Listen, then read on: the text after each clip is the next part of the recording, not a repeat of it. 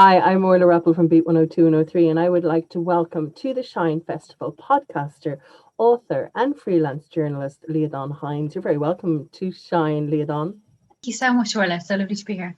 And of course, the Shine Festival is all about empowering young girls. What do you remember about your teenage years? I think I was incredibly lucky, to be honest. When I think back, definitely was quite sheltered in the sense that I met my best friend on literally the first day, and we formed a little gang, of about five of us. She is still my best friend to this day, so that just feels like such a lucky thing to happen, to have that person, by your side right from the start. The school was right behind my parents' house, so the girls came back to my house every Wednesday on a half day. We spent all weekends together. There was no social media, which as the mother of a daughter now, I find absolutely terrifying prospect. So, and it was just, like really good friends right from the start, which I just, in talking to other people who maybe didn't, when they're talking about their teenage years and if it wasn't quite as happy, I feel like that's something that comes up quite often, like a sense of loneliness or of, not having your little pack. And that just, when I look back now, like, and we were like friends with the, the cooler kids or whatever, but we were also very much did our own thing. And like having that gang just creates that sense of safety, I think, strength in numbers. So if there's a few of you, just kind of can get on with enjoying yourself. And, even when it came to things like drinking and that, again, I never felt pressured into anything because I had my core group and we were all kind of on the same wavelength with things like that.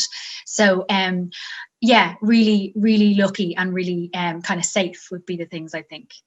You're the author of a celebrated book called How to Fall Apart and a podcast of the same name. I think as human beings, we're really interested in how people fall apart. I think we like to see a lot of ourselves in people. Where did your interest come in this subject? Yes, so my marriage ended about 3 years ago, and my best friend, one of my best friends, is also a journalist, and she said to me, you should write a column about this. And our idea was actually, as I kind of started coming out of the worst of it, I noticed that like I was enjoying things like getting my nails done, getting my hair done, that I kind of neglected during the worst of it all, and so the idea was I'd pitch a column where, to be honest, I thought I'll just get loads of free makeup to try it out. That'll be great.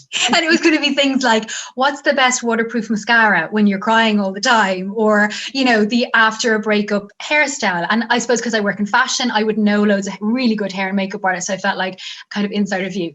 So that was actually the original idea. And then I pitched it and it kind of became something very different.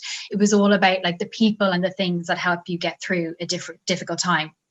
And the book came from that. And I suppose what I found was in talking publicly about these kind of things, that I got so much out of it from people coming to me and saying, oh my God, me too, I felt the same. And it's something I'd noticed anyway in my work, because I would interview people a lot, and you notice in that like we all go through different things, but we experience the same emotions and challenges in those things.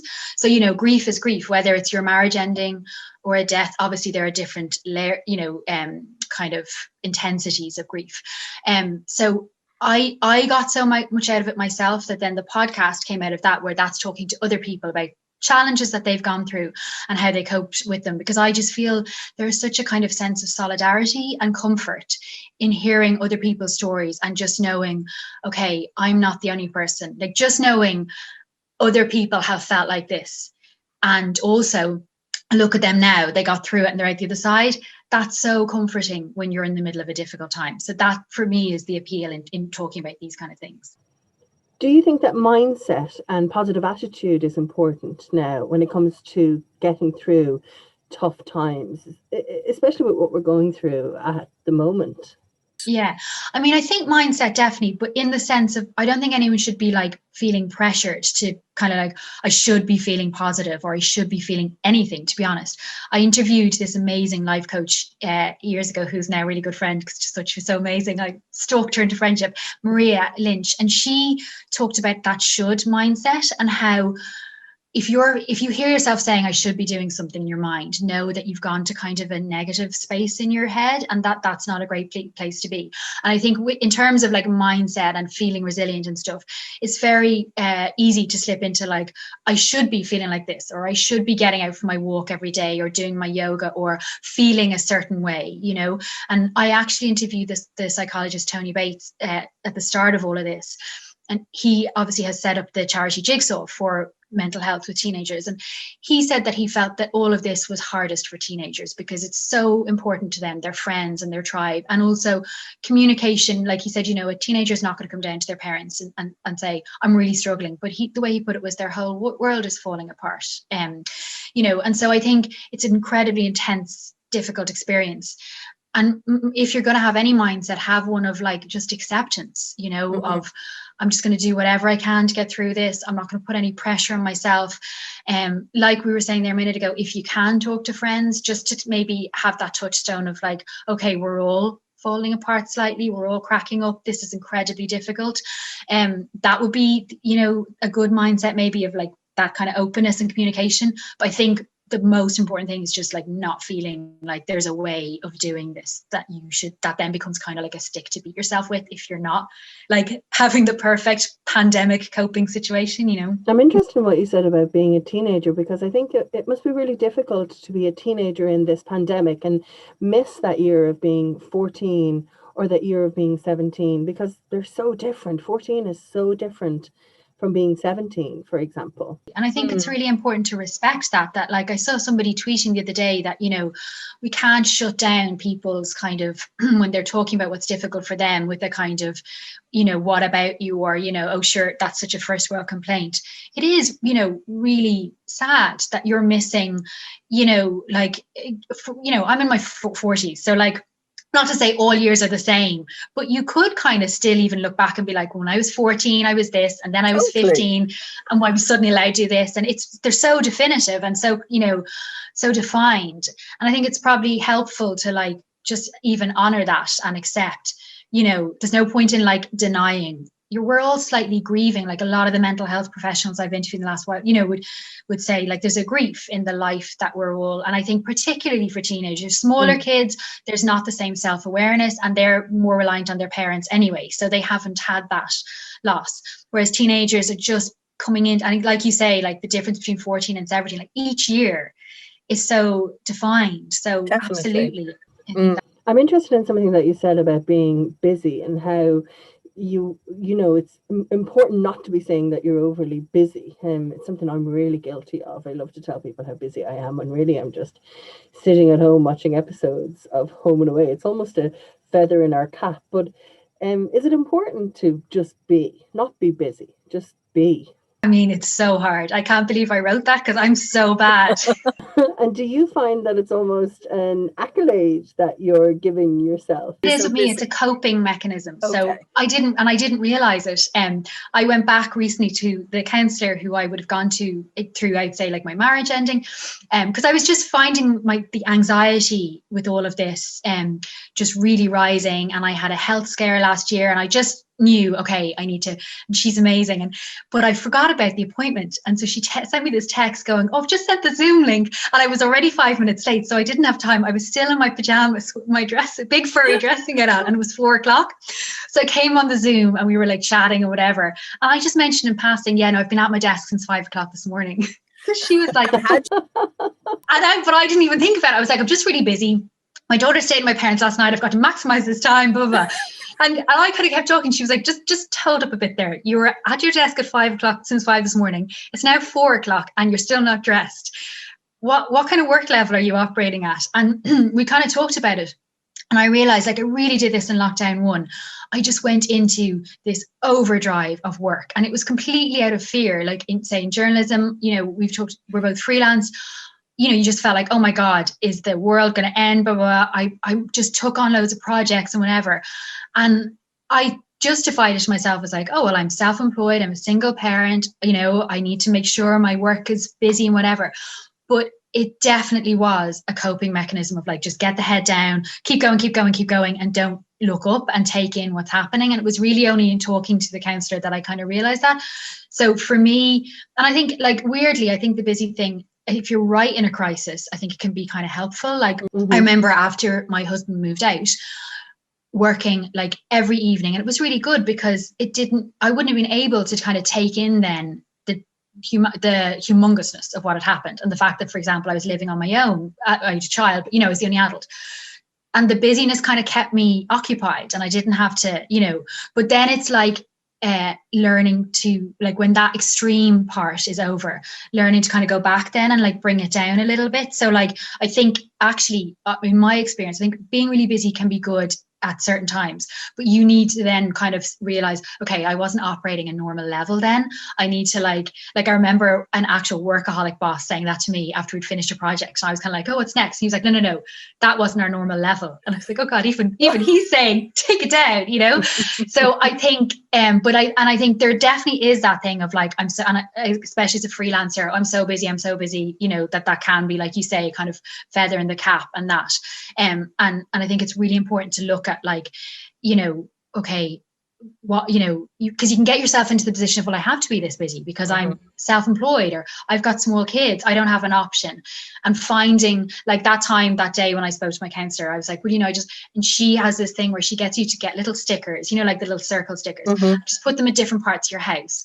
And when you've gone into that state and you're so up in your head and you're, you'll catch those, and they're meant to be like a sign to yourself, okay, just take like 30 seconds even and like do some slow breathing, feel the ground under your feet, just try and like take yourself out of your head, so I think, realistic things like that where you're, because sometimes like I find it quite annoying when people are like, you've got to switch off and you've got to give your day up, that might not be realistic. Do you know what I mean? It's not always possible, so I think like finding little pockets sometimes, is probably. Yeah. And are you good at just being, or are you horrifically addicted to Instagram stories like I am? Like I actually find a small child, my daughter, but small children in general, like I find that they're very good at like getting you into the moment. Do you know what I mean? Like they'll, because they're just like, either you're having great fun, or like it's really intense because you're trying to get them dressed and you're into hour 3, so like either way you're kind of in the moment with them.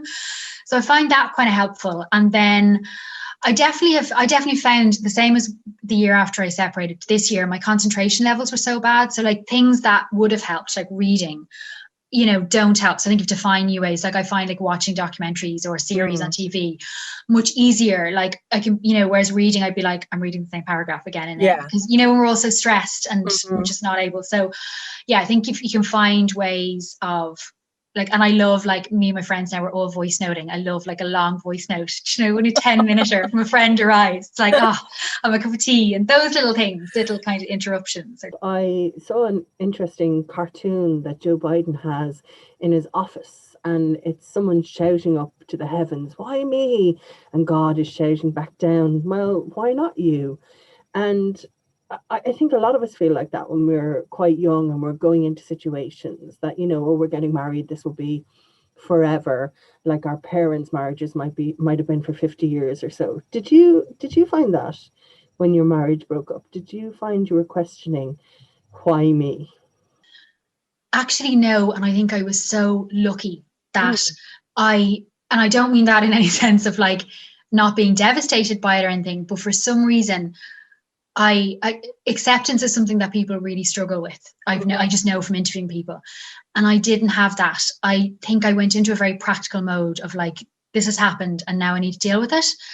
And I don't know why that was. I don't think it was anything that I did particularly. I think I was just very lucky because it leapfrogged over a lot of what you've described there, which is, to be honest, I don't say waste of time in that. I think it's very hard, it's very understandable to be in that, but it's not going to do you any good. And ultimately you're going to be better off when you get to the side of it, of that kind of like wrangling and frustration and whatever. And I think I was just very lucky that I accepted things really quickly. I think, to be honest, part of it was that there were loads of other things in my life that I really enjoyed. Like I love being a mother.